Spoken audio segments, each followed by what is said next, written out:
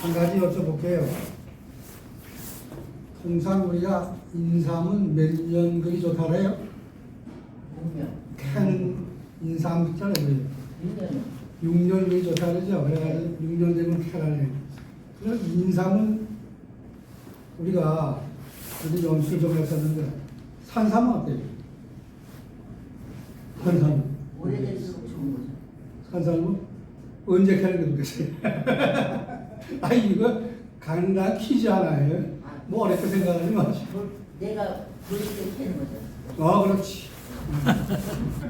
보는 캐. 산삼은 안녕하세요. 보는 즉시 캐는 거예요. 안녕하세요. 예.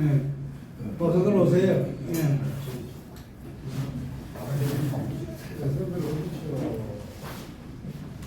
한 사람이 길을 가다가 절벽에 떨어졌어요. 떨어지다가 보니까 나무가지에 있어가지고 걸렸거든요. 그 사람은 어떻게 얘기해요? 뭐라래? 우리가 통상 뭐라고 그 사람을 얘기해요? 생각 안 나세요? 덜 떨어진 사람. 어쨌든 우리가 오늘 시간에 또 24년도 두 번째 달에 정기세미나를 시작했는데 이 시간 강의하실 분은 여기 띄워놨으니까 여러분 다 보세요. 여기 띄워놨으니까 어떠한 분인가 이 영상에 띄워놓고 우리 아마 이따 본인이 아마 소개하실 것 같은데 오늘 첫 번째 시간에 주제는 제가 받아보니까 개속의 원리와 보혈의 능력이라고 하는 주제를 가지고 90분 강의를 시작하시게 되겠습니다. 90분 강의지만 중간에 브레이크 타임 하실 거고 그렇게 해서 내용은 되게 인간이 누구나 죄인이죠. 예. 그래서 여기 결론적으로 마무리하시는 그 강의 내용을 보니까 인간은 죄를 짓기 때문에 죄인인가요? 예? 얘기하지 않아요. 죄를 짓기 때문에 죄인이에요? 얘기하지 않아서 원래가 죄인이야. 예, 원래가 죄인인데 죄인이라는 것을 우리가 어떻게 깨달아서 그래서 우리 강사로 같이 하시는 우리 정영복 강사님은 뭐 또 본인이 소개하시는 분이지만 교수로서 뭐 여러 가지 분야에서 활동하시는데 장로님이십니다. 그 옆에 계신 분도 장로님 오셨는데 그 옆에 나오셔서 이제 함께 그냥 나눔의 시간을 가졌대. 나오실 때 박수 한번 보내주시죠.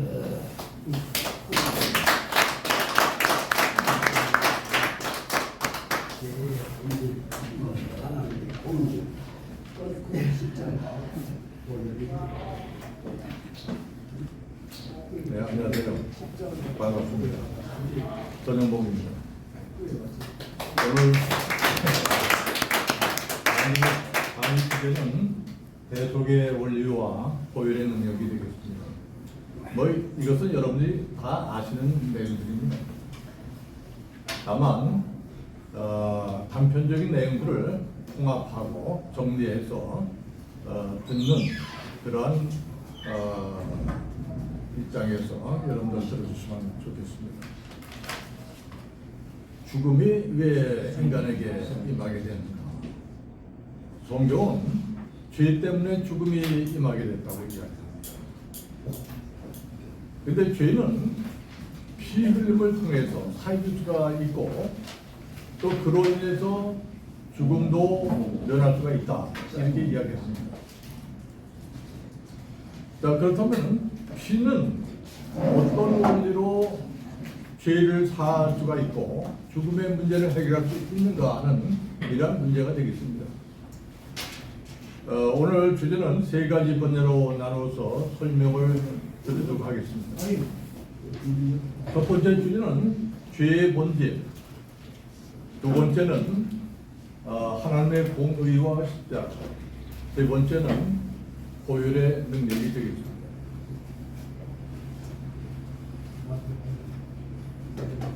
첫 번째 주제가 죄의 본질이 되겠습니다.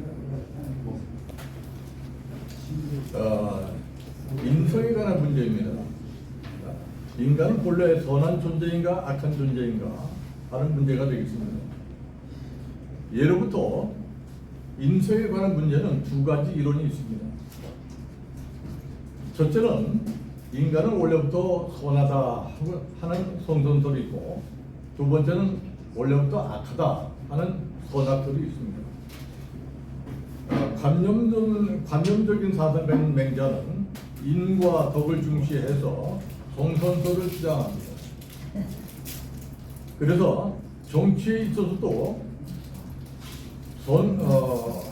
선정을 베풀어야 한다 이렇게 주장합니다. 그러나 경험적인 사상가인 순자는 성악설을 주장합니다. 이 정치에 있어서도 법과 원칙을 엄격하게 적용해서 엄하게 백성들을 다스려야 된다 이렇게 주장합니다. 자, 여러분들은 어떤 이론에 동의하십니까? 성악설입니까? 성선설입니까? 어떤 이론에 동의하십니까?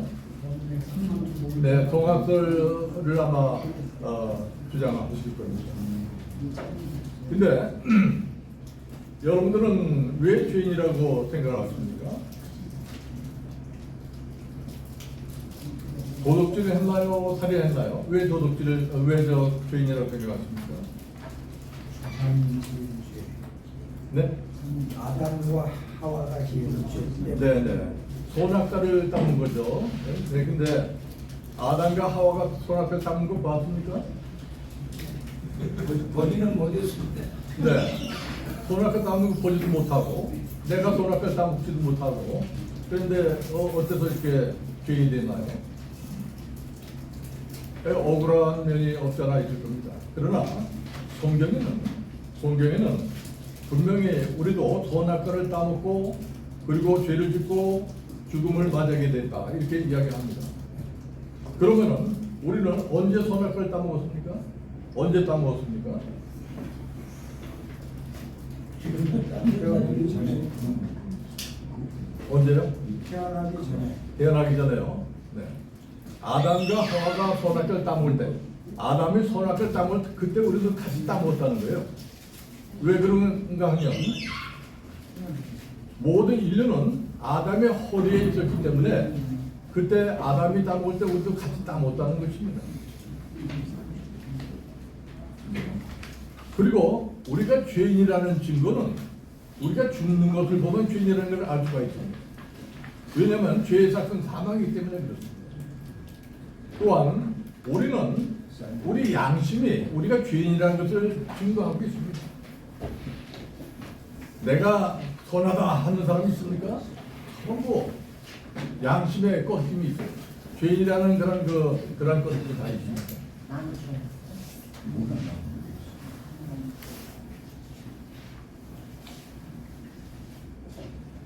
모든 문제의 원인은 죄로 귀결이 되는데요.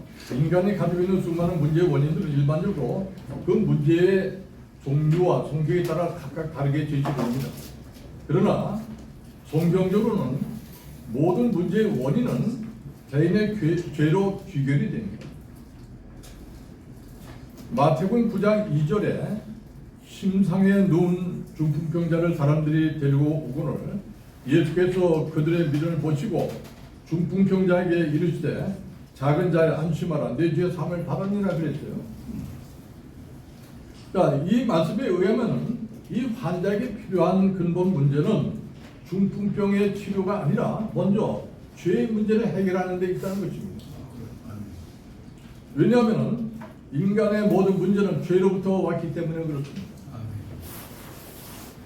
다시 말해서 죄는 보편적으로 살인이나 강도 같은 그런 중한 범죄뿐만 아니라 우리가 일상생활 속에서 저지르는 그러한 무의식적인 저지르는 그런 죄들이 있는데 무관식, 이기주의 또는 무례함, 신경질, 거짓말 이러한 것까지 전부 죄라고 우리는 생각합니다.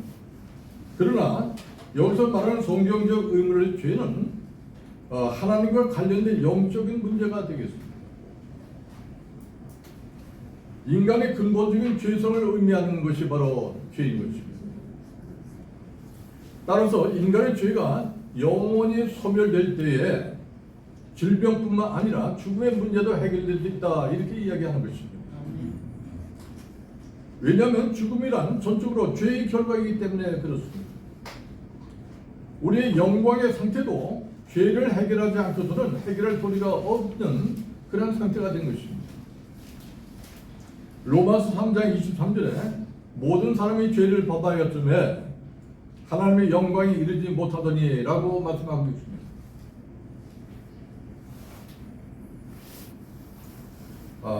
죄라고 하는 말은 헬라어 하마르티아에서 온 것입니다. 하마르티아는 관역을 빗나가다, 구부러지다 라는 의미를 가지고 있습니다. 하나님께로 맞춰야 할 관역이 빗나갔다 하는 뜻입니다. 그래서 죄는 하나님과의 관계가 어긋나는 것을 말하고 또 하나님께서 주신 생명이 훼손된 것을 의미합니다. 다시 말해서 성경에서 말씀하시는 죄라고 하는 것은 인간의 상태나 행위가 하나님의 성품과 일치하지 않는 이러한 상태를 죄라고 하는 것입니다.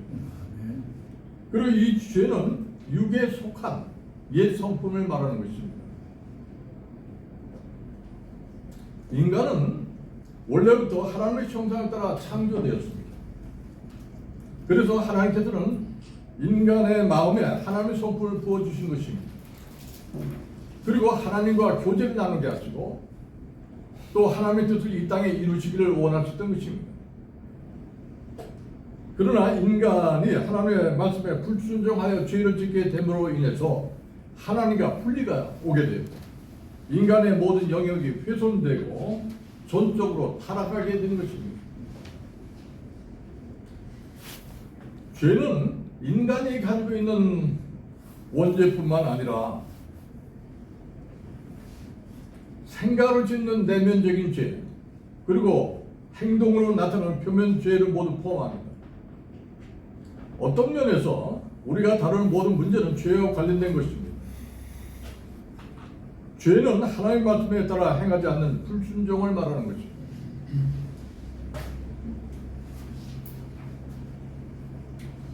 리차드 빌은 죄를 5가지로 요약하여 설명을 하고 있습니다. 첫째는 불법입니다. 죄. 하나님의 법에 따라 행하지 않는 그런 불법인 것입니다. 두 번째는 옳은 것을 행하지 않는 불의가 됩니다. 세 번째는 목표에 미치지 못하는 미달입니다. 세 번째는 하나님의 권의 영역까지 자기의 의지를 투입하는 침범이고 믿음으로 쫓아 아니하는 불신앙이라 이렇게 이야기합니다.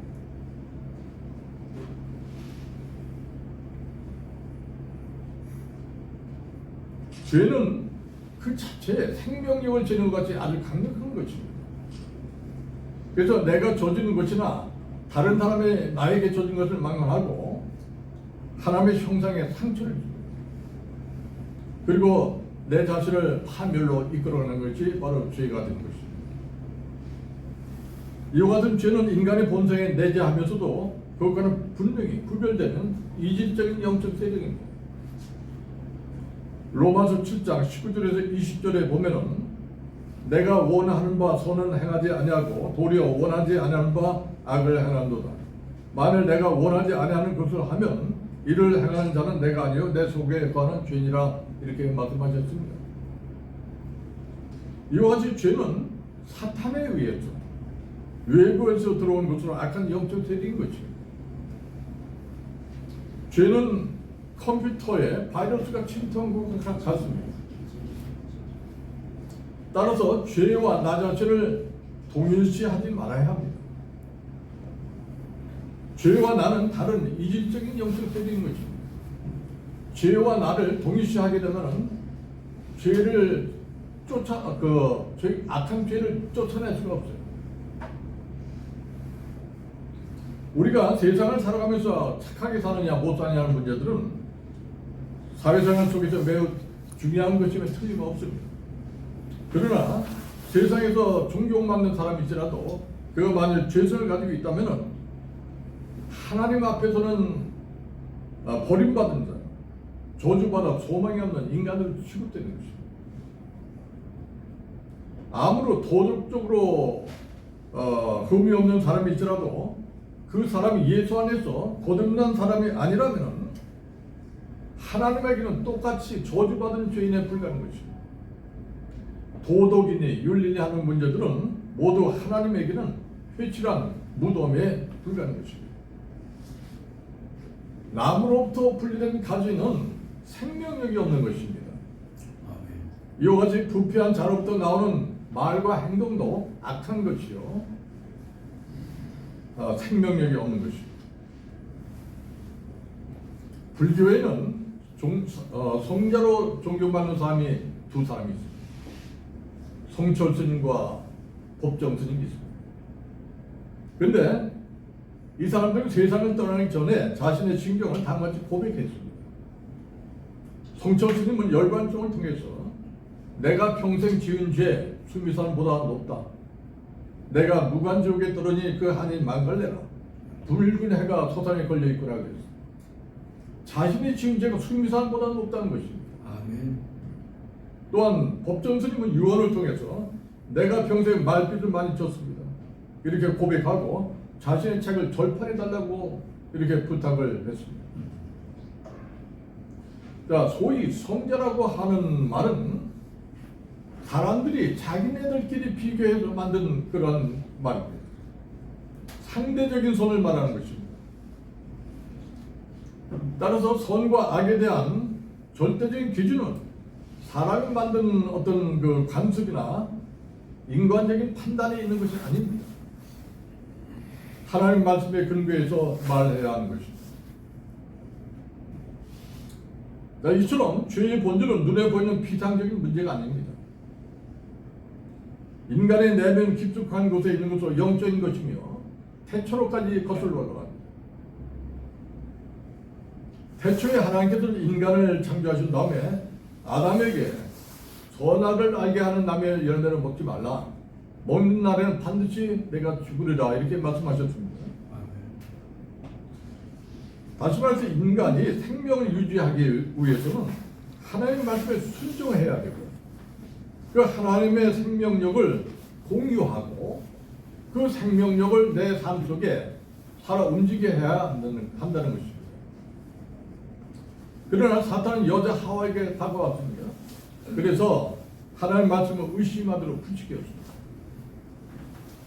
결국 하와는 뱀의 끈질긴 유혹에 넘어가서 하나님께서 그렇게 금하셨던 선악을 따먹고 또 그 남편 아담에게도 먹게 했습니다. 그래서 하나님 말씀에 불순종하는 죄를 짓게 된 것입니다. 이와 같이 죄의 본질은 인간이 사탄의 유혹을 받아서 선악을 따먹고 그리고 하나님 명령에 불순종하여 타락하게 된 상태를 말하는 것입니다. 이에 따라서 타락한 인간은 생명의 본체가 되신 하나님부터 분리가 되고 전적으로 부패하여 그의 지성과 감성, 의지 등 인격 전체가 죄에 물들게 된 상태를 말하는 것입니다. 아까 원장님께서 인간이 왜 죄를 짓느냐 이렇게 말씀하셨죠? 죄인으로 태어났기 때문에 죄를 짓는 것입니다. 죄인으로 우리가 태어난 것입니다.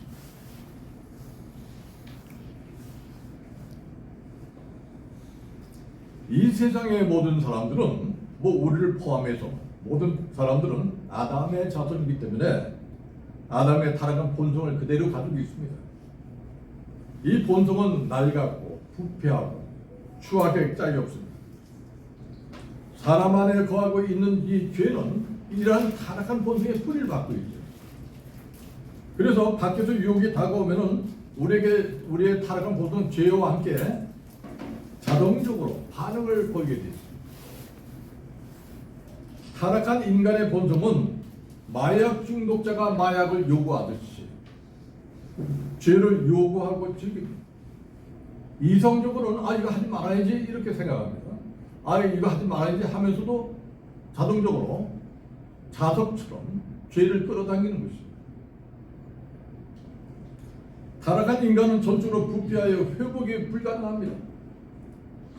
그래서 하나님께서는 죄의 삭은 사망이라 이렇게 로마서 6장 23절에 말씀하셨습니다. 또 범죄하는 그 영혼은 죽을지라 에스겔서 18장 20절에 선언을 하신 것입니다.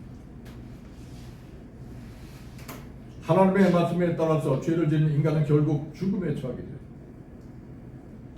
그러므로 하나님과 영적 분리가 오게 될 것입니다. 그 결과 인간들은 하나님을 바로 알 수가 없게 되었습니다. 이 세상에 수많은 종교들이 있습니다.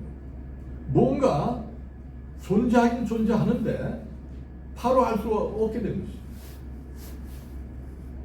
그래서 어떤 사람들은 인간이 하나님이다 이렇게 인본주의자들이 얘기합니다. 또 어떤 고목나무가 신에 있다 또 이야기해요. 또 인간이 하는 어떤 신비로운 그런 신비를 또 하나님이 함께 한다 이런 또 생각합니다. 그 결과 인간은 하나님 바로 알 수가 없게 되고 오히려 부패한 자기들 의식하는 자유주의 발달되어서 자기 중심적이 되고 이기적인 인간이 된 것입니다.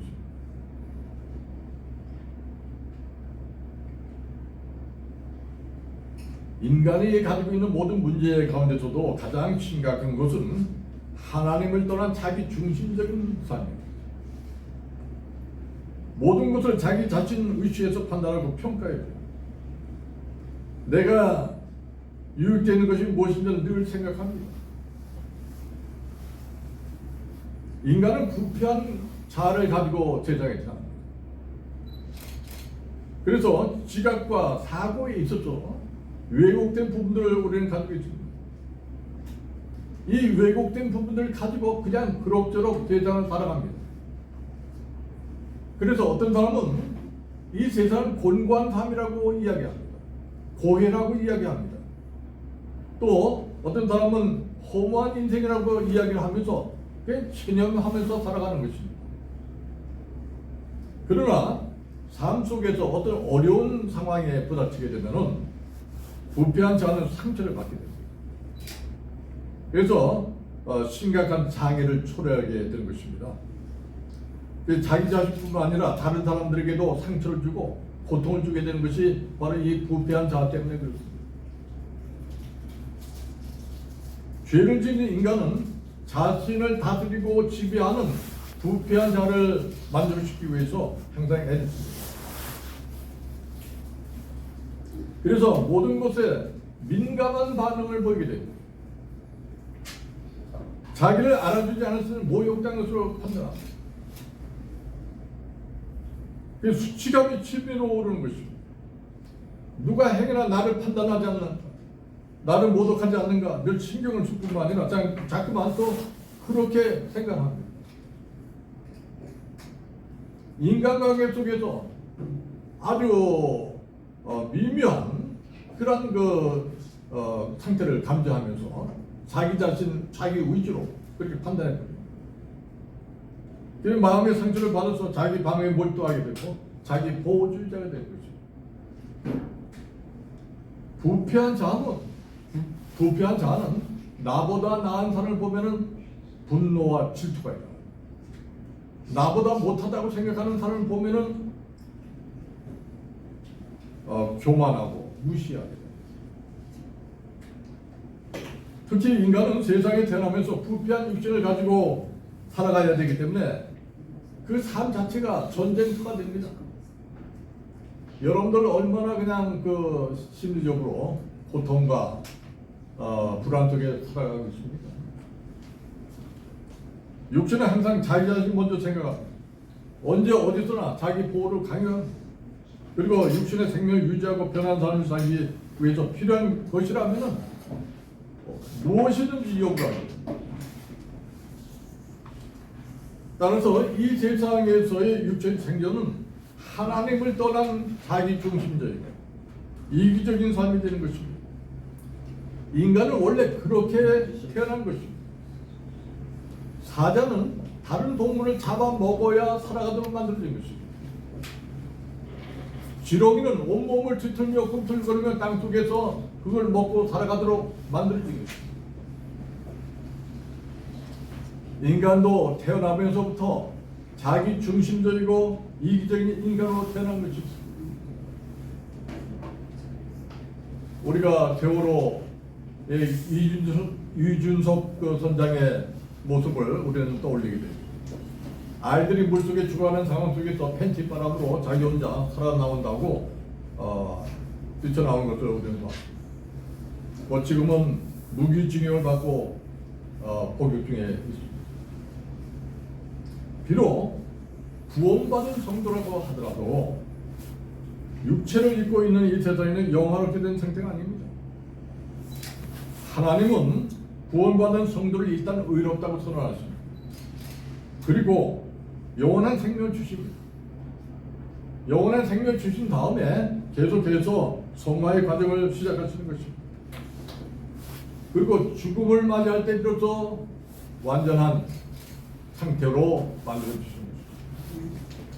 따라서 성도들은 이 세상에 살아가기 위해서 구원을 완성하기 위해서 죄의 세력들을 끊임없이 영적 전투를 해야 됩니다. 싸워야 됩니다. 그리고 성령님의 도우심으로 성화의 과정을 이루어 나가야 되는 것입니다. 구원의 단계는 4단계를 통해서 이루어집니다. 일단 선택을 합니다. 이건 그 칼빈주의자들의 주장입니다. 뭐 알미니안주의자들은 좀 다르게 또 주장합니다만은 일단 선택을 합니다. 하나님께서. 그리고 칭의 의롭다고 선언을 하십니다. 그리고 나서 성화의 과정을 거치게 됩니다. 그리고 나서 마지막에 영화의 단계를 거치게 됩니다. 자, 두 번째 주제입니다. 하나님의 공의와 십자가입니다. 우리가 죄를 지으면 하나님께서 용서를 해주실까요?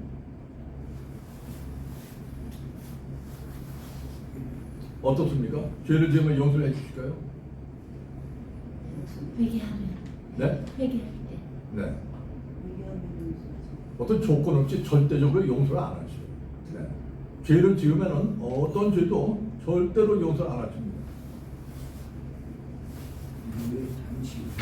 왜냐하면 하나님은 의로우신 분이기 때문에 그렇습니다. 의로우신 분이기 때문에 용서를 못 하십니다. 그러면 어떻게 됩니까? 죄값도 죽어야 됩니다. 죽어야 돼요. 그것이 바로 하나님의 공의입니다. 바로 이러한 원리 때문에 우리가 예수를 믿는 거예요. 내 대신 돌아가신 예수님을 믿음으로 인해서 예수님의 십자가와 연합해서 나도 같이 죽은 거예요. 그렇게 죽지 않고서는 내가 이 죄를 살 수가 없는 거예요.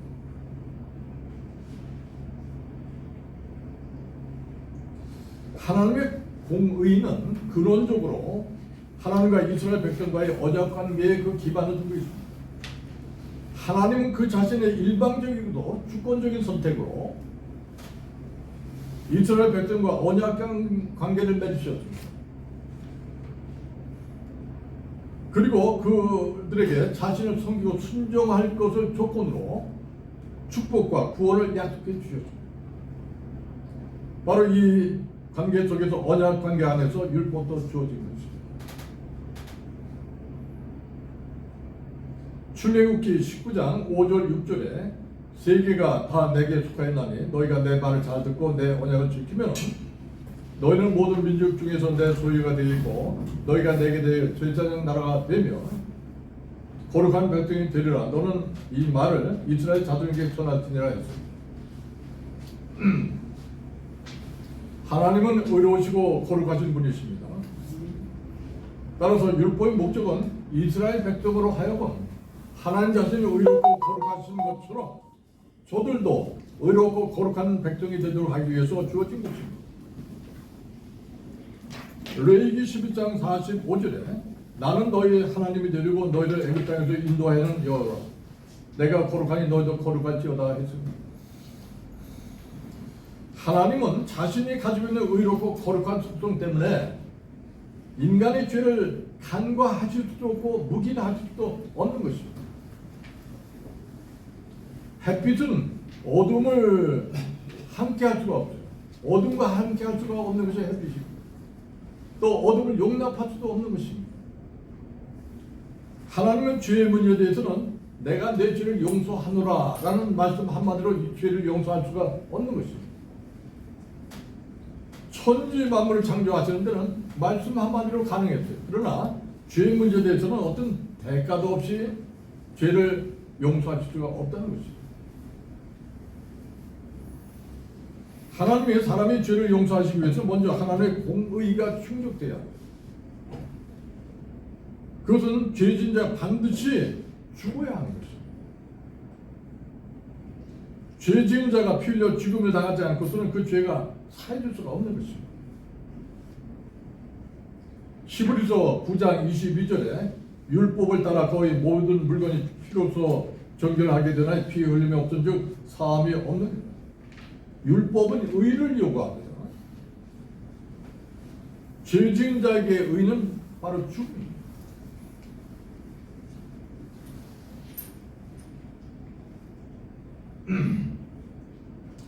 사람이 짓는 모든 죄할 때는 그 속에 있는 타락한 본성, 즉 자아가 발원지라고 말할 수가 있습니다. 이 본성을 가리켜 성경은 육신이라고 말하기도 하고요, 옛사람이라고도 말합니다. 그런데 이 옛사람은 실로 쓸모가 없습니다. 마음대로 고칠 수도 없고 교정할 수도 없고 그리고 치료할 수도 없습니다. 그런데 마땅히 죽어야만 합니다. 육으로 나는 것은 언제든 육이기 때문에 죽어야 됩니다. 따라서 죄를 속하기 위해서는 죄 지은 사람들이 모두 자신 죄값으로 죽어야 하는 그러한 운명에 처하게 된 것입니다. 그래서 하나님께서는 자신의 속성인 공의와 사랑을 동시에 충족시킬 수 있는 방법을 마련하시게 되는데 그것이 바로 대속의 속죄제물이었던 것입니다.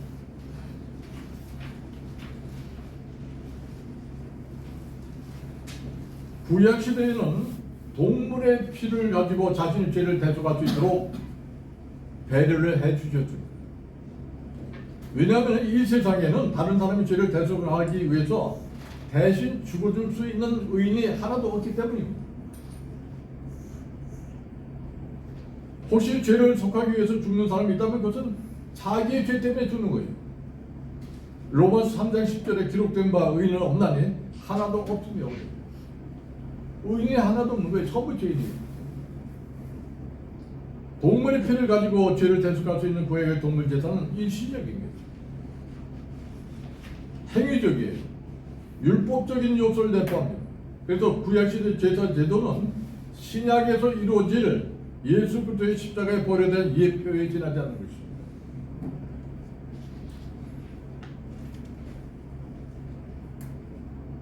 그래서 하나님께서 수많은 선지자들의 예언을 통해서 자기 백성을 구원하시기 위해서 메시아를 보내실 거라고 약속을 해주셨습니다.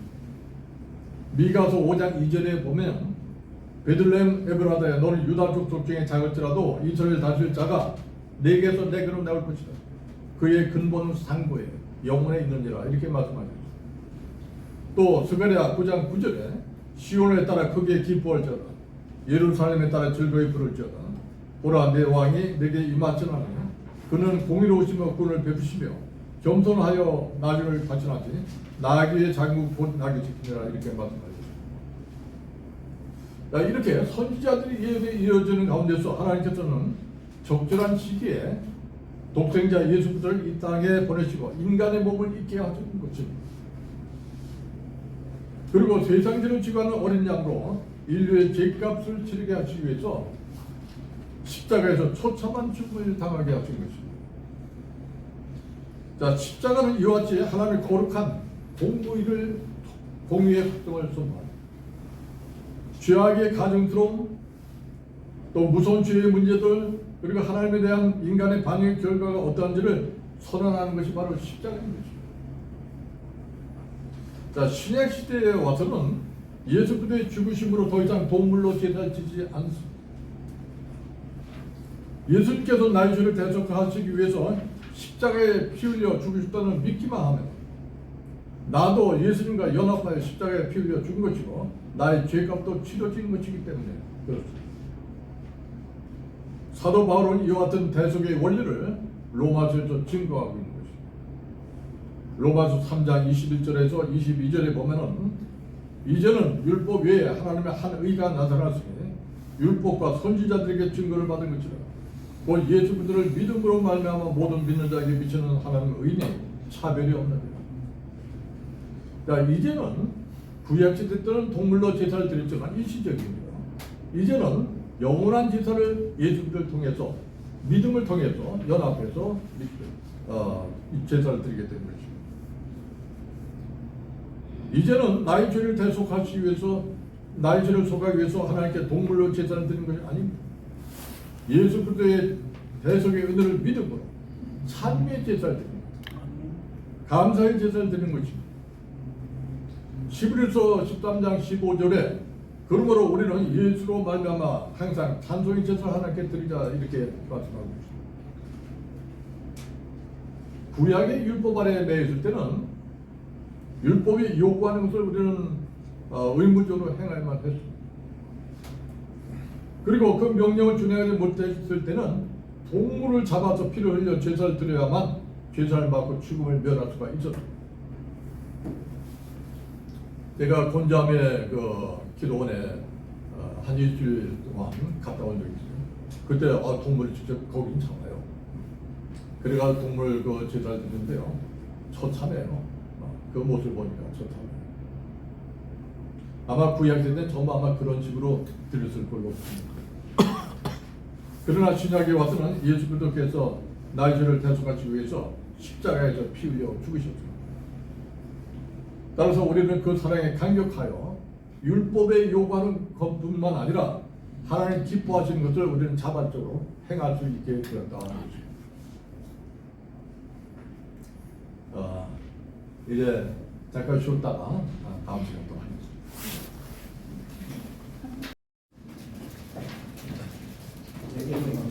저는 6.25 때 피란 나왔어요. 그래가지고 강화에서 이제 살게 됐는데 8살 때 제가 피란 나왔습니다.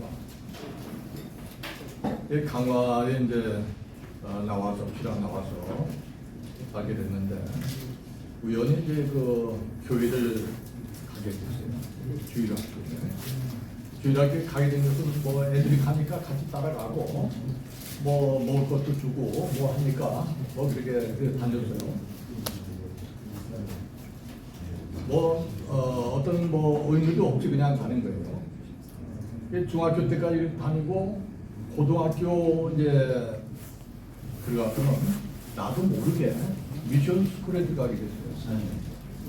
정신고등학교에 이제 거기는 성경 과목이 있고 그래서 성경 그 과목을 이제 시험도 보고 또 실습을 또 했는데 그것은 카드가 있어가지고 그것은 도장을 찍고 와야 돼요. 담임 목사한테 교회 출석을 해서 뭐 그런 식으로 이제 교회를 다녔어요.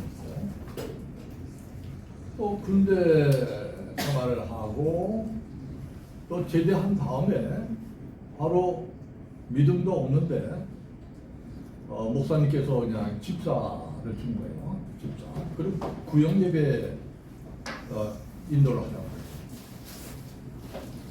전혀 뭐 성경도 모르고 나는 뭐 전혀 그냥 성경에 대해서 뭐 전혀 모르고 뭐 믿음에 대해서 전혀 뭐 관심도 없고 그런 상태 속에서 구역 예배를 인도하라고 하니까 이게 안 되겠어요. 그래가지고 내가 인천 신학교를 들어갔어요.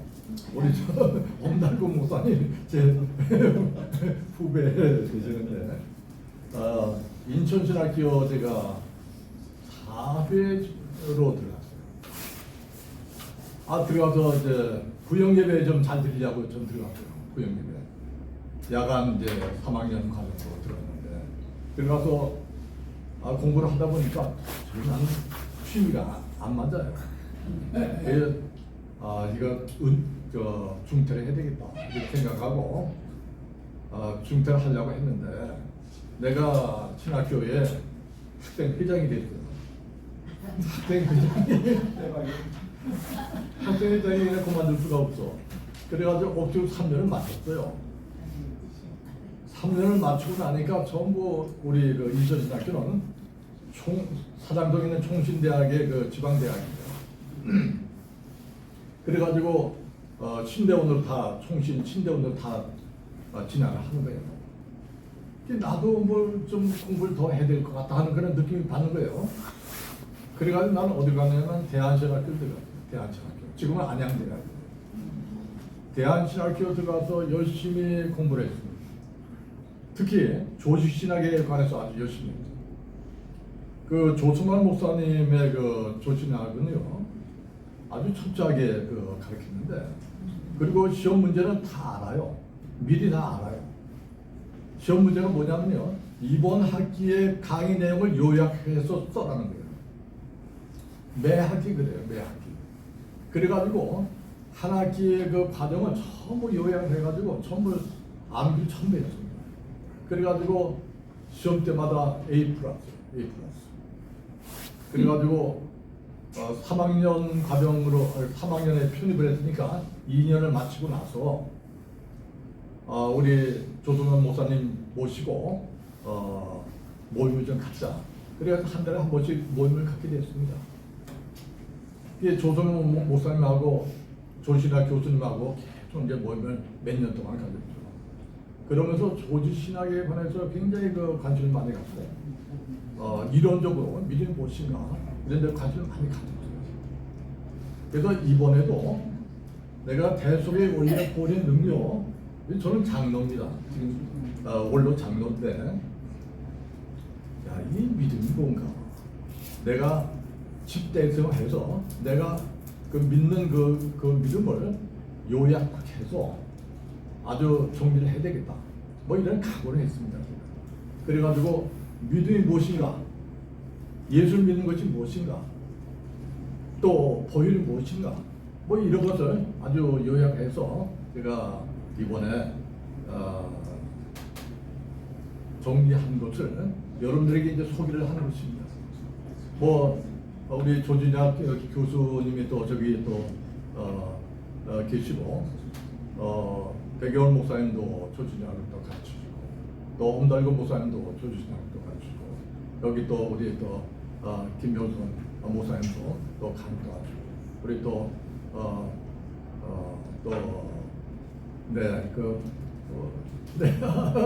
홍정수 목사님도 뭐 이런 분들 앞에서 제가 그 강의하는 것은요, 평가를 좀 받기 위해서 이 내용이 어떤가, 내가 정리했지만 이 내용이 어떤가 좀 평가를 좀 받고 싶어요. 그래서 네, 제가 좀 말씀을 드리는 것입니다. 아, 그래요? 예, 고맙습니다. 자, 이제 마지막으로 보혈의 능력이 되겠습니다.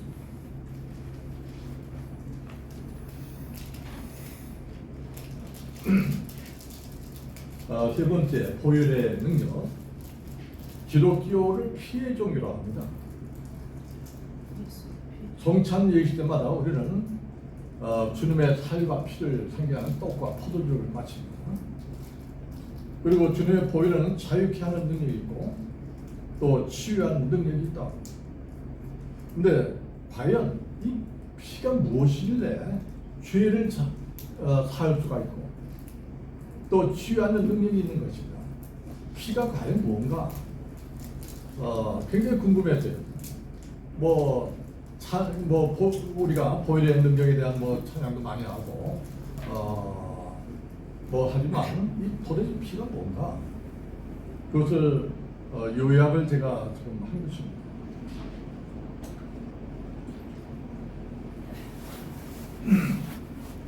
태초에 하나님께서는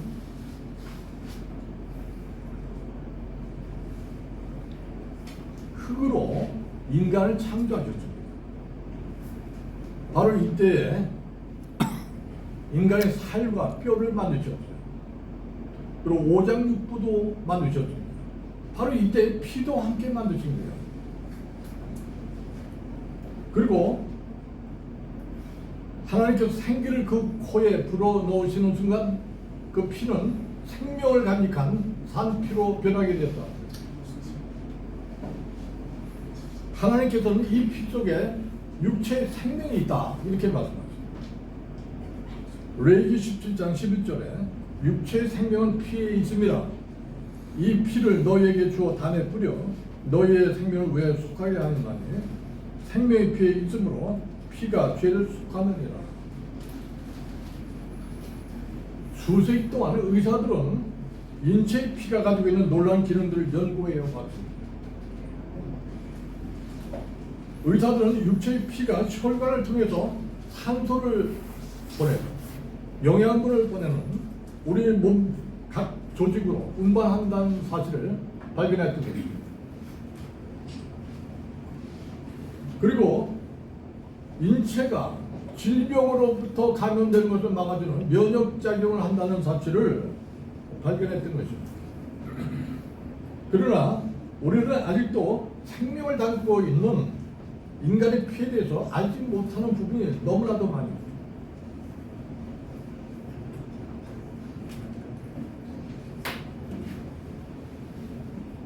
이 피 속에는 신비한 생명을 간직하고 있기 때문에 죄와 죽음의 문제를 해결할 수 있는 능력이 있습니다.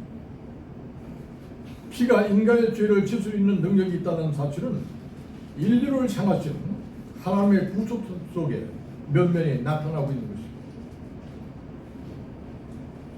태초에 아담과 하와가 선악을 따먹고 하나님의 말씀에 불순종하는 죄를 범하였을 때 하나님께서는 그 죄에서 벗어날 수 있는 한계를 마련해 주셨습니다.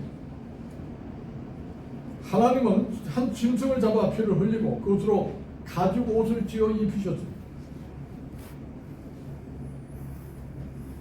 근데 그것은 바로 죄 사벌을 위한 피 흘림의 방법이었습니다. 생명의 피를 대가로 해서 부끄러움을 가려주시고 죄를 대속할 수 있는 희생제물을 준비하셨던 것입니다. 창세기 3장 21절에 여호와 하나님이 아담과 그 아내를 위하여 가죽옷을 지어 입히시니라. 이 가죽은 양의 가죽으로 우리가 추측을 합니다. 그 후에 아담의 아들인 가인은 땅의 조상을 제물 삼아서 여호와께 드렸습니다. 그리고 아벨은 양의 첫 새끼와 그 기름으로 드렸더니 여호와께서 아벨과 그 제물을 연락하셨으나 가인의 제물에 연락하지 않으셨다고 말씀하고 있습니다.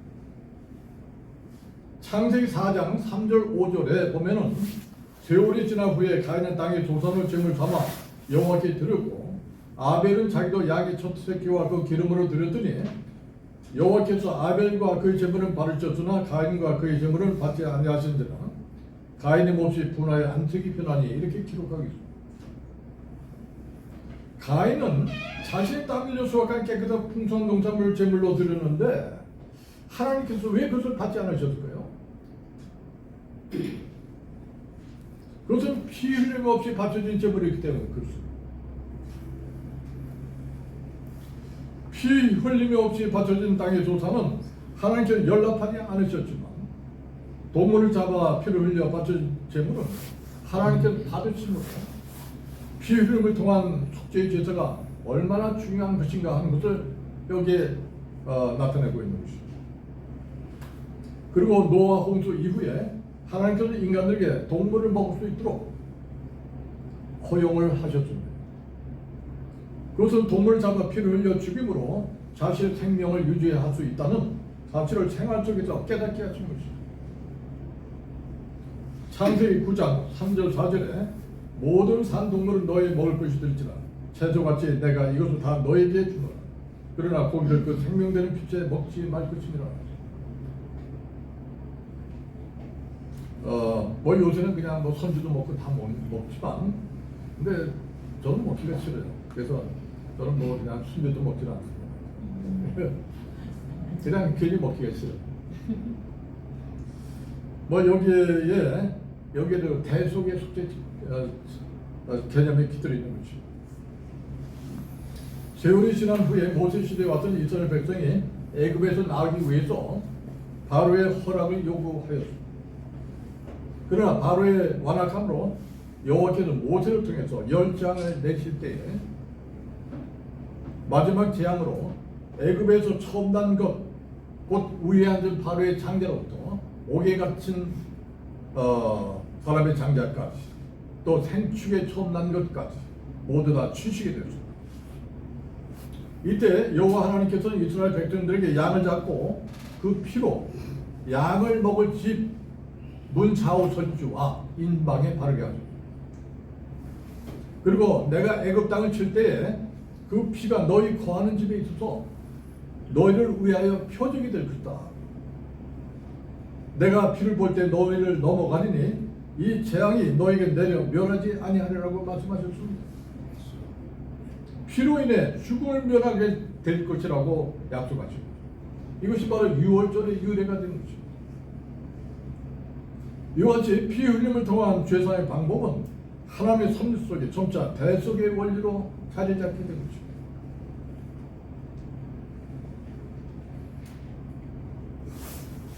그 이후에 하나님께서는 이스라엘 백성들을 가나안 목지로 인도하시는 과정 속에서 모세를 통해서 광야에서 율법을 주셨습니다. 그리고 만일 하나님의 율법을 지켜 행하는 복을 받고 그렇지 않으면 죽임을 당할 것이라고 말씀하셨습니다. 자, 구약 성경을 보면요, 하나님의 율법에 관한 문제는 주로 우상 숭배와 관련이 많이 있는 것으로 보여집니다. 이스라엘은 사마리아에 제단을 쌓고 우상 숭배를 일삼다가 BC 722년에 아수르에 의해서 멸망하게 합니다. 그리고 유다는 이방신을 섬기다가 BC 586년에 바벨론에 의해서 멸망하게 합니다. 그러나 전지전능하신 하나님께서 이스라엘 백성의 악함을 미려 아시고 자기 백성들을 구원하시기 위해서 죄를 대속할 수 있는 방법까지 구체적이고 상세하게 제시해 주시면서 동물 제사를 잠정적으로 허용했던 것입니다. 저는 성경을 처음에 읽을 때요, 레위기 읽을 때는 도대체 이게 왜 이런 성경 구절을 그렇게 상세하게 그렇게 해놨는가 이해가 잘 안 됐어요. 억지로 읽었어요. 억지로. 재미가 없어요. 근데 하나님께서 구약 성경에 많은 양을 할애하며 누누이 동물 제사의 방법을 말씀하신 이유는 죄 지은 자들이 생명을 유지하기 위해서 반드시 행해야 할 중요한 법들이기 때문에 그렇습니다. 사실 죄로부터 해방은 그 죄를 이기려고 노력하는 데 있는 것이 아니고 단순히 그 죄에 대해서 죄값을 치르고 죽는 데 있는 것입니다. 동물 제사를 통해 죄를 사함받기 위해서는 먼저 죄 지은 자들이 자신의 손을 짐승의 머리에 얹게 됩니다. 그러면 자기의 죄가 짐승에 전가됩니다. 그 다음 짐승을 죽여서 제물로 제단에 바치게 된 것입니다.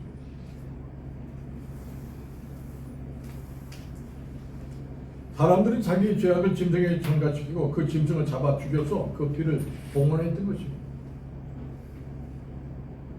자, 시불서 기자는 구약은 신약의 그림자라고 하였습니다. 구약에서 이스라엘 백성들의 죄를 대신해서 희생제물로 죽임을 당했던 짐승은 신약에서 온 인류의 죄를 대속하기 위해서 죽임을 당하신 예수 그리스도의 그림자에 끝났습니다. 이사야도 이런 말씀을 하셨어요. 그는 실로 우리의 질고를 지고 우리의 슬픔을 당하였거늘 우리는 생각하기를 그는 징벌을 받아서 하나님에게 맞으며 고난 당한다 하였노라.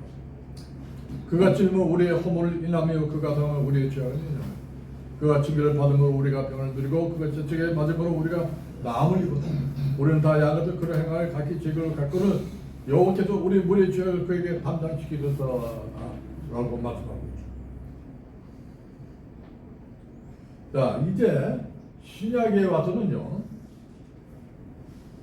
더 이상 그림자가 아닌 실체 예수 그리스도 자신을 우리에게 제물로 내주셨습니다.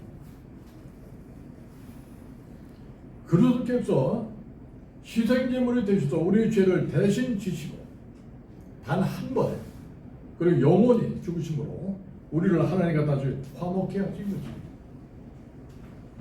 히브리서 10장 11절에 14절에 제사장마다 매일 소서 섬기며 자주 같은 제사를 드리되 이 제사는 언제든지 죄를 얻게 하지 못하거니와 오직 그리스도는 죄를 위하여 한 영원한 제사를 드리시고 하나님 우편에 앉으사 그 후에 자기 원수들로 자기 발등상이 되게 하시기까지 기다리시나니 저가 한 제물로 거룩하게 된 자들을 영원히 온전케 하셨느니라. 이렇게 말씀하고 계십니다.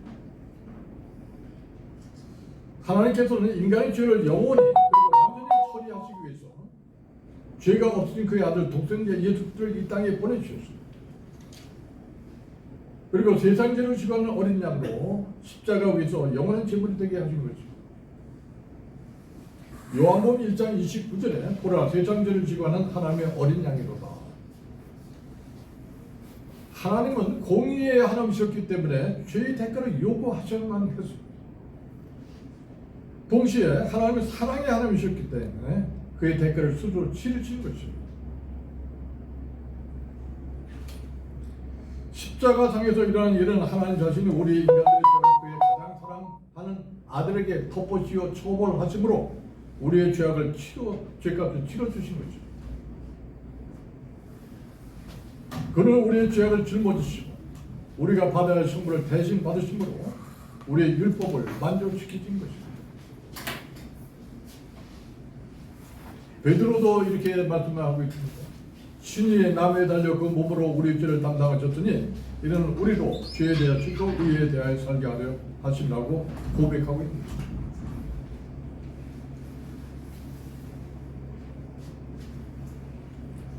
이제 우리는 대속의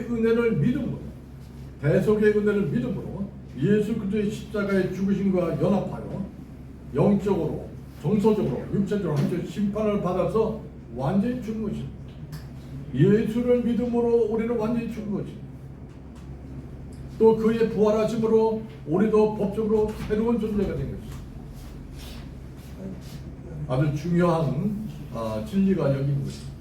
예수를 믿음으로 우리도 완전히 죽은 것입니다. 또 예수를 믿음으로 우리는 완전히 새 사람이 된 것입니다. 그런데 영적인 연합은 반드시 믿음을 통해서만 이루어집니다. 아주 중요한 문제입니다. 반드시 믿음을 통해서만 이루어지는 문제입니다. 히브리서 4장 2절에 그들과 같이 우리도 복음 전함을 받은 자이나 들은 바 그 말씀이 그들에게 유익하지 못한 것은 듣는 자가 믿음과 결부시키지 아니하며 믿음이 없이는 이 문제가 해결될 수 없는 것입니다. 영적인 문제가 해결될 수 없습니다. 따라서 우리가 예수님의 구원을 진심으로 믿는다면 예수님께서 십자가에 달려 죽으실 때 나도 함께 죽어서 나의 모든 죄악들도 사라진 것입니다. 우리가 이 세상에 또 어떠한 살인자, 어떠한 그 악한 그 죄인이라도 죽으면 그것으로 끝납니다. 공소권 없습니다. 공소권 없습니다. 우리도 십자가에서 죽었습니다. 공소권 없습니다. 그리고 사람들을 받았던 상처와 고통, 질병까지도 다 함께 죽어 없어져 새로운 존재가 된 것입니다. 그래서 믿음이 아주 정말 예수님 같은 믿음이 있다면 질병도 해결되는 거예요. 질병도 뛰어넘는 거예요. 그래서 내가 그리스도와 함께 십자가에 못 박혔나니 그런지 이제 내가 사는 것이 아니요 오직 내 안에 그리스도께서 사시는 것입니다. 이제 내가 육체 가운데 사는 것은 나를 사랑하신 나를 위하여 자기 자신 버리신 하나님의 아들을 믿는 믿음 안에 사는 것이라 이렇게 고백할 수 있게 됩니다. 또한 그런즉 누구든지 그리스도 안에 있으면 새로운 피조물이에요. 이전 것은 지나갔으니 보라 새 것이 되었다고 담대하게 주장하며 주님의 찬양하는 삶을 살아가게 된 것입니다. 이와 같이 우리는 예수 그리스도의 대속의 은혜를 믿음으로 승리의 삶을 살게 된 것입니다. 그리고 범사에 감사하는 삶을 살게 된 것입니다. 고린도전서 15장 55절 57절에 사망아 너희 승리가 어디 있느냐 사망아 내가 쏘는 것이 어디 있느냐 사망이 쏘는 것은 죄요 죄의 권능은 율법이라 우리 주 예수 그리스도로 말미암아 우리에게 승리를 주신 하나님께 감사하노니라. 승리의 삶을 산다. 그리고 공산당원에게 두 아들이 이룬 손양 목사님이 있는데요. 손양 목사님이 감사는 승리의 삶을 전파하는 대표적인 사례라고 말할 수가 있습니다. 두 아들이 공산당원에게 여순 춘천 반란 사건 때 죽었어요. 이때 아들은 미국으로 유학 보내려고 했는데 더 좋은 천국으로 데려가시니 감사합니다. 또 한 가정에 한 명의 순교자가 나오는 것도 축복인데 두 명의 순교자가 나오게 하시니 감사합니다. 근데 여기까지는 그냥 체념하면서 그래 뭐 우리 아들 죽였으니 할 수 없지 그러면서 할 수도 있어요. 이 말은. 근데 마지막 나에게 새로운 양아들 주신 감사합니다. 살인자를 내 양아들로 만든 거예요. 자, 이것은 내 강한 의지가 없이는 안 되는 것입니다. 이것은 죽음을 뛰어넘는 나의 죄성을 뛰어넘는 그러한 감사라고 볼 수 있습니다. 두 아들을 죽인 공산당의 이름은 양재선인데 손양 목사님이 양재선을 양재로 삼았어요. 그리고 이름도 손재선으로 개명시키고 나중에 목회자로 가게 했다.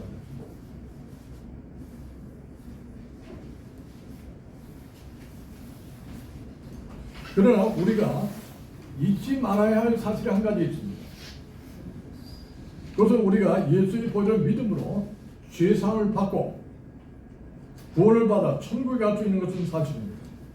그러나 성령의 능력으로 전전하는 죄의 세력에서 자유하지 못하면 완전한 승리를 할 수가 없다는 거죠. 아주 중요한 문제입니다. 죄의 세력에서 자유하지 못하면 우리가 예수를 믿으면서도 마음의 평강을 누리지 못하고 한평생 고통과 슬픔 속에 사는 거죠. 우리가 예수를 믿으면서 왜 우리가 고통과 슬픔 속에 삽니까? 성령의 능력으로 죄의 세력을 뛰어넘지 못하기 때문인 거죠. 이스라엘은 가나안 땅을 점령했습니다. 그러나 가나안 땅에서 쫓아내지 못했던 그 가나안 족속도 있는데 가나안 족속들에 의해서 고통을 받고 부패하게 되고 결국은 멸망하게 되는 그러한 사태가 온 것입니다. 많은 사람들이 죄의 형벌에서 사함받게 되는 주님의 보혈만 믿으면 되는 줄 알고 있습니다. 그러나 죄의 세력에서 자유케 하시는 성령의 능력을 체험하지 못하면 우리의 복음은 반쪽 복음에 지나지 않는다는 것입니다. 일상생활의 영적 전투에서 승리해야 하는 거죠. 사악한 마음과 잘못된 행동을 버려야 하는 거죠. 우리가 주님의 십자가의 도를 깨닫고 성령으로 그 능력을 그 문제 속에서 체험할 때여야 주님의 이뤄놓은 복음의 능력을 소유할 수 있는 것입니다. 그래야 비로소 죄의 형벌과 죄의 세력에서 우리는 자유하게 될 수 있는 것입니다. 하나님 말씀인 로고스에 믿음을 더하게 되면 나에게 주는 말씀이 되는데 그게 레마가 아닙니다. 이 레마가 바로 능력으로 역사하여 승리하게 되는 거죠. 다시 말해서 성도들은 주의 보혈을 믿음으로 죄의 형벌에서 사함받게 되는 것입니다. 그리고 성령의 능력으로 체험함으로써 죄의 세력에서 자유함을 받아서 마음의 평강을 누릴 수 있게 되는 것입니다. 그리고 하나님께서 주신 영적 능력도 소유할 수 있게 되는 것입니다. 그런데 하나님께서 주시는 영적 능력은 반드시 말씀 안에서 이루어진다는 사실입니다. 또 말씀과 함께 이루어진다는 사실입니다. 또 말씀을 통해서만 이루어진다는 사실.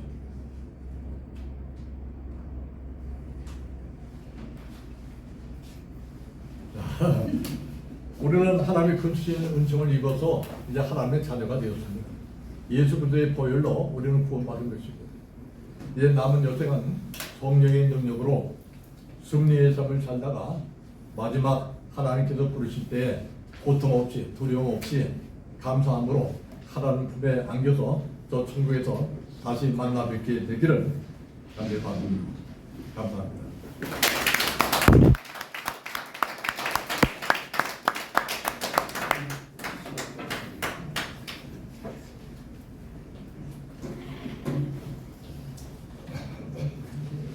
다시 한번 우리 박수로 수고하셨습니다. 여기 모인 사람들이 모두가 다 크리스찬이고 또 목회하시는 분들이니까 성경 말씀을 가지고 다시 한번 우리가 또 복습도 되고 참 고마운 일이에요. 자, 휴식 시간이지만 잠깐만 제가 광고를 드리고 쉬겠습니다. 저기 아까 그 이상한 목사님 전당 어떻게 했죠?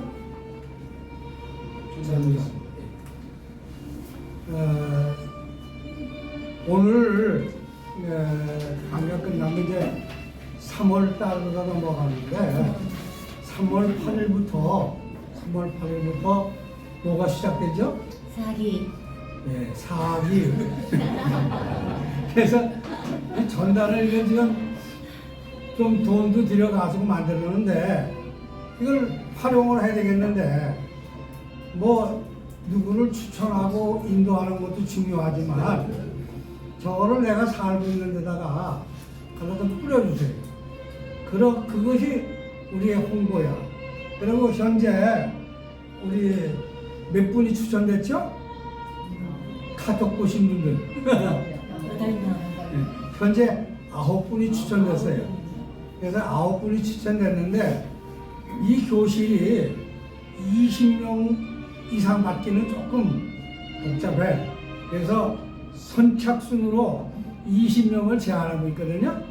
그래서 지금 9분까지 이거 추천이 됐으니까 10분을 여기 계신 분들 한 분씩 하면은 오버래. 그러니까 어쨌든 여러분이 기도하신 가운데 가장 가까우신 분들 추천을 하셔서 사기에 좀 또 재밌게 이렇게 진행될 수 있도록 해주시기를 바랍니다. 그래서 이거를 한 장씩만 가져가지 마시고 좀 가져가실 수 있는 데는 10장 가져가셔도 좋고 5장 가져가셔도 좋고 하나 드리세요. 지금.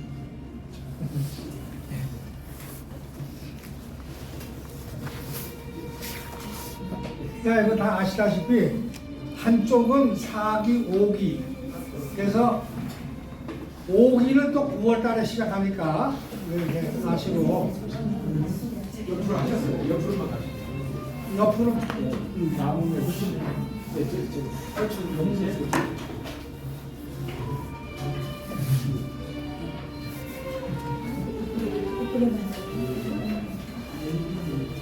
그 내용을 익히 아시고 계시지만은 다시 한번 좀 확인 좀 해보세요.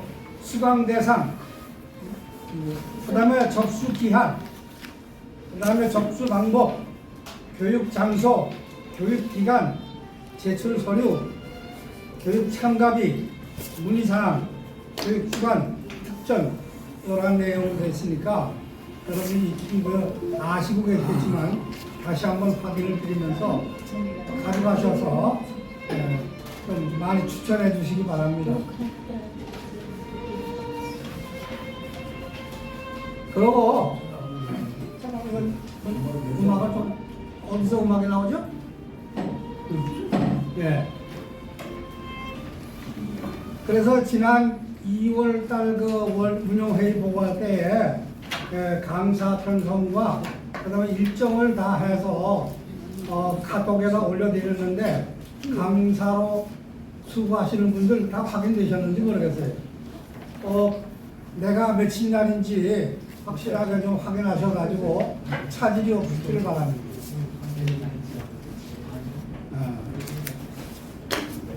외장 헬퍼 사기 혹시 뭐 질문 있어요? 질문이 없으면 넘어갑니다. 넘어가고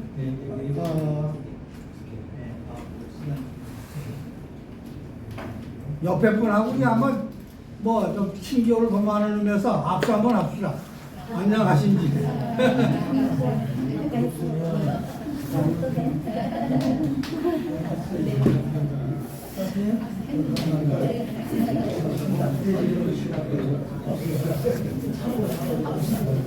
이제 좀 쉬셨다가 몇 분에 시작하시겠습니다. 시간만 하면 됩니다. 그러세요. 그럼 현재 15분이니까 25분에 시작할 수 있도록 그렇게 하겠습니다.